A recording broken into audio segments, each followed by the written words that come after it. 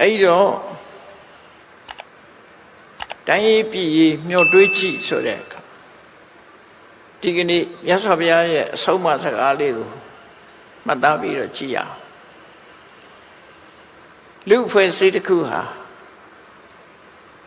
ညီညွတ်နေမှသာတိုင်းပြည်ဆိုတိုးတက်နိုင်တယ်ဒါအားလုံးသိတယ်ပြောလဲပြောနေကြတယ်ထပ်တက်လဲလဲပြောနေတဲ့စကားတွေပဲဖြစ်တယ်ညီညွတ်ရေးဟာအရေးကြီးတယ်ဆိုတာလူတိုင်းပြောကြ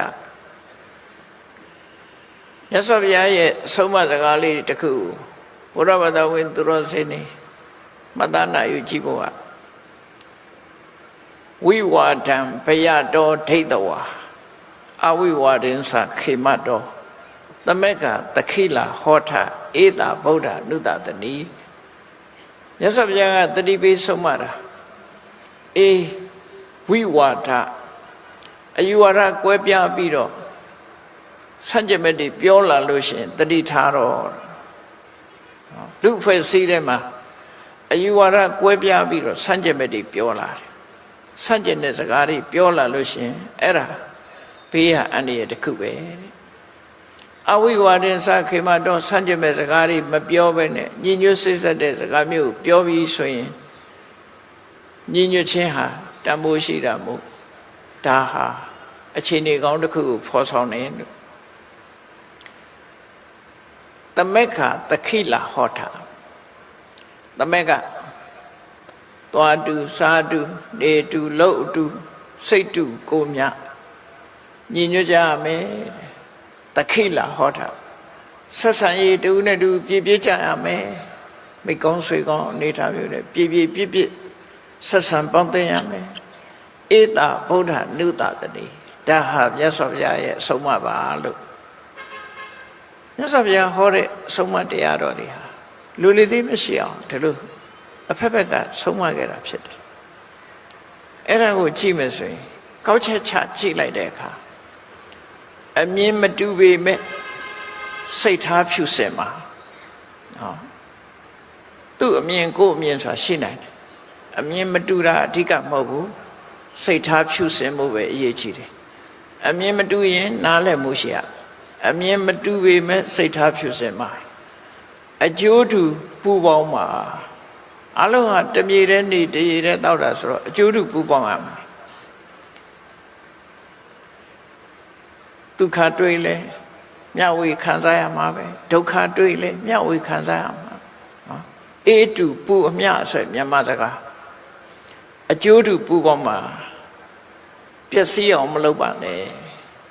လူအဖွဲ့အစည်းတစ်ခုသွေးကွဲပြီးပျက်စီးအောင်မလုပ်သင့်ဘူးလို့မြတ်စွာဘုရားလို့ဆိုမှာဒီနေရာလေးမှာအင်္ဂလိပ်ဘာသာတအုပ်ကလူခန္ဓာကိုယ်မှာကလီစာတို့ရဲ့ရံပွဲဆိုတာလေးကိုမသားစရာလေးအနေနဲ့ပြောချင်ပါတယ် stomach and lamps ခေါင်းစည်းလေးအစာအိမ်နဲ့ကြံတဲ့ကလီစာတွေအငင်းပွားခြင်းနဲ့ဒုက္ခနာကိုယ်ထဲမှာအငင်းပွားရင်ဘာဖြစ်လဲဆိုတာကိုပြတယ်အလုံးသိတဲ့အတိုင်းပဲလူတွေဟာနေ့စဉ်နဲ့စားကြတယ်တမိုးကြီးပေးပြီးတော့စားကြတယ်တောက်ကြတယ်စားသမျှတွေပဲရောက်သွားလဲဆိုအစာအိမ်နဲ့ရောက်သွားတယ်နော်အလုံးဟာလူတွေစားတာအစာအိမ်နဲ့ရောက်သွားအဲ့ဒီစားဖို့အစာတွေကိုဘယ်သူကကြည့်ပေးရတော့မျက်စိကကြည့်ပေးရ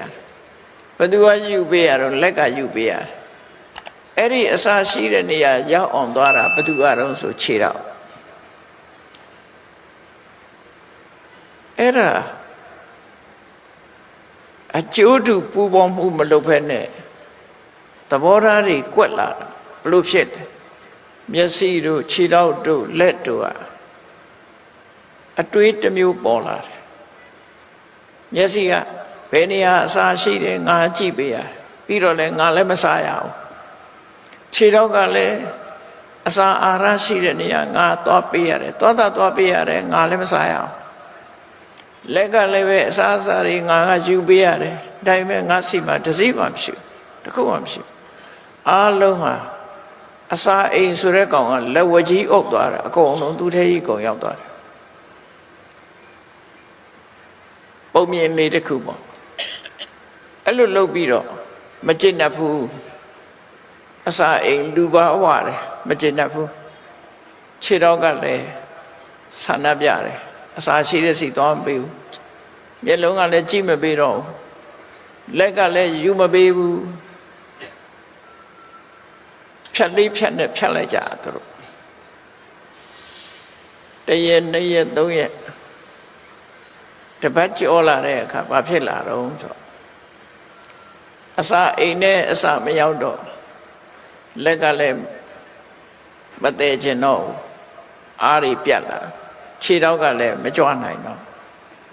မျက်စိကလည်းမလန်းဆန်းတော့အဲ့ဒီကြတော့မှသူတို့အတိတရားဝင်လာတယ်။အော်